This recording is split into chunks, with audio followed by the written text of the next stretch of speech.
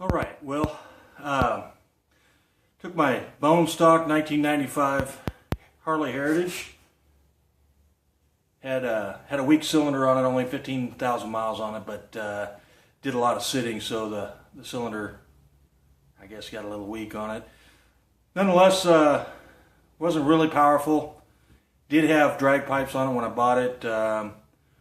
Not much back pressure. We went ahead and built up this custom 2-in-1 exhaust.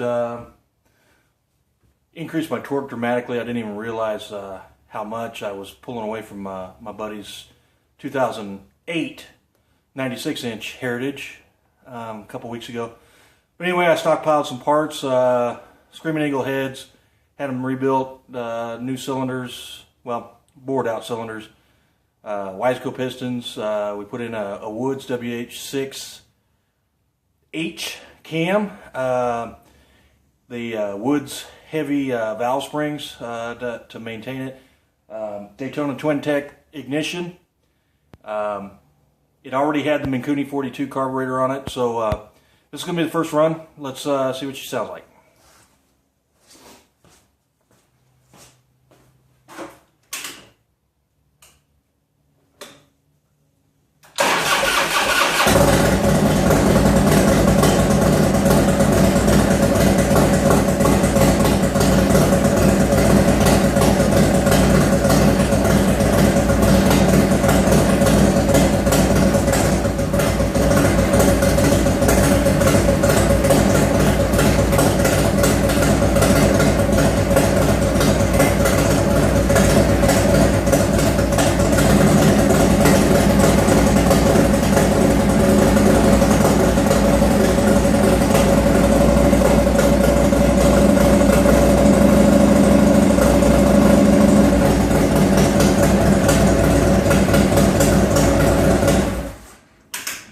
There you have it.